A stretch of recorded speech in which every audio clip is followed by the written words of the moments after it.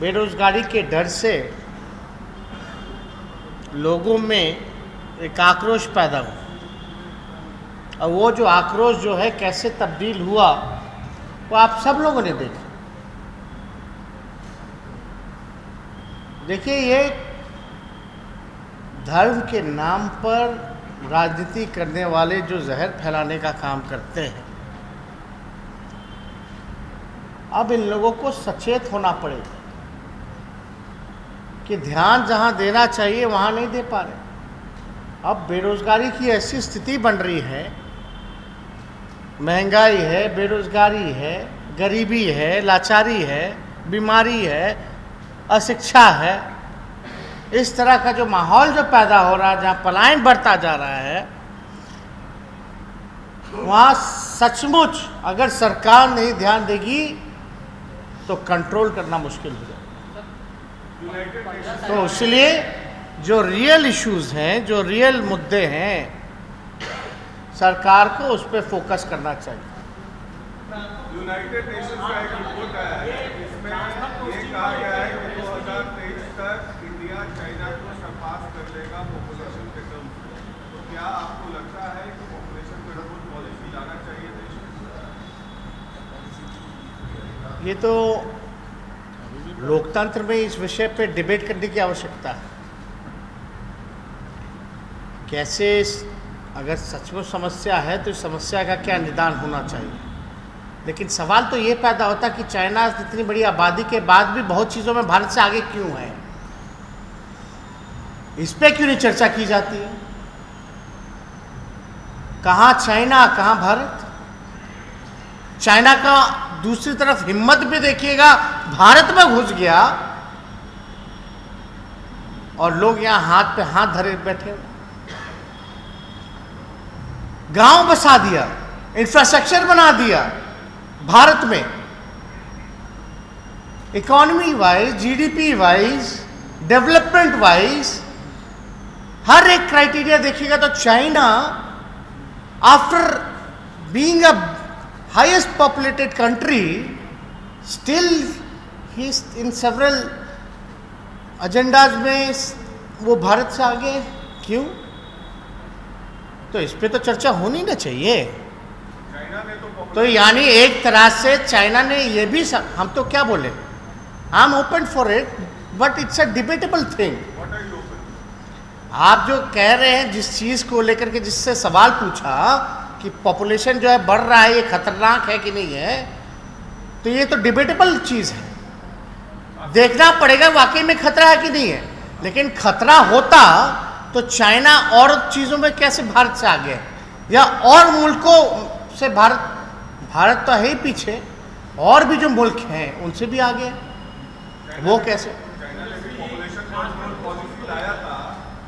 अब बदल दिया गया है, भारत भी पहले लाई थी, देखा ही नहीं। ट्रांसफर पोस्टिंग को लेकर कहीं न कहीं जेडीयू और बीजेपी के बीच में घमासान सी हो गई है, क्या कहेंगे?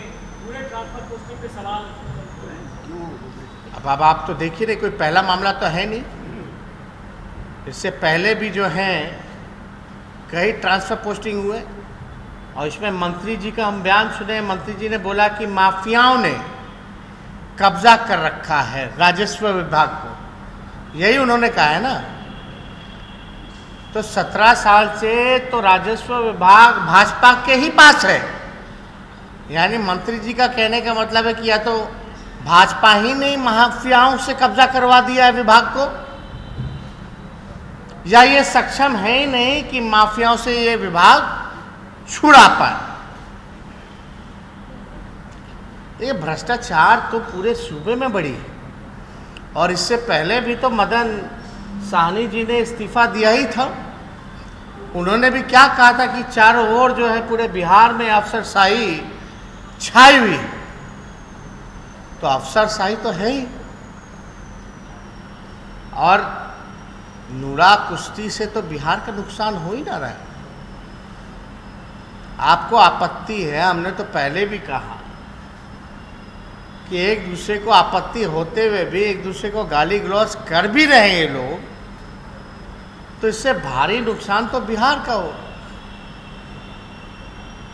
कहाँ कोई काम हो रहा है बिहार में भाई? कोई रियल चीज़ों पे कोई आप बता दो कौन सा ऐसा स्कीम आ गया नई सरकार बनने के बाद, ऐसा कौन सा योजना आया है जिसकी चर्चा हुई है, या कौन सा योजना सफल किया हो पूर्व का जो चल रहा हो, जिससे हमारे बिहार के प्रदेशवासी लाभ पहुंचा हो? एक योजना बता दें। इस सरकार का कोई विजन नहीं है, कोई सोच नहीं है। आज बिहार को जरूरत है नई सोच की, नई विजन की, नई दिशा की, जो कि इस डबल नहीं ट्रबल इंजन सरकार में पॉसिबल नहीं है। क्या हो रहा है आप लोग देख रहे हैं। तो सत्ता का मक्खन जो है, मलाई जो है, सबको चाटना है, इसलिए ना चाहते हुए भी नहीं छोड़ रहे एक दूसरे को। अब इससे क्या फायदा क्या नुकसान, आप लोग तो होशियार लोग हैं, आकलन करते ही रहते हैं। तेजस्वी जी, द्रौपदी मुर्मू का समर्थन मायावती ने भी किया, ममता बनर्जी ने भी किया। क्या जो एनडीए है इस मामले में विपक्ष से आगे निकली जो कैंडिडेट जो है उन्होंने दिया है द्रौपदी मुर्मू को, क्या आदिवासी कार्ड खेला गया है? नहीं देखिए सबसे पहले राष्ट्रपति चुनाव को लेकर के विपक्ष की बैठक हुई और बातें आगे चली। नाम भाजपा के और एनडीए के जो प्रत्याशी थे उनका नाम जो है बाद में आया।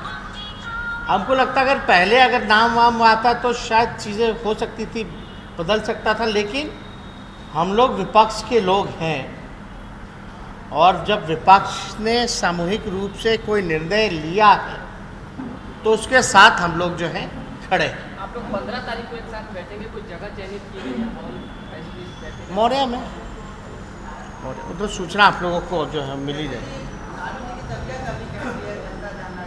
नहीं वो तो आप लोगों को अपडेट मिल ही रहा है। आप लोगों के तो रिपोर्टर हर जगह रहते ही ना।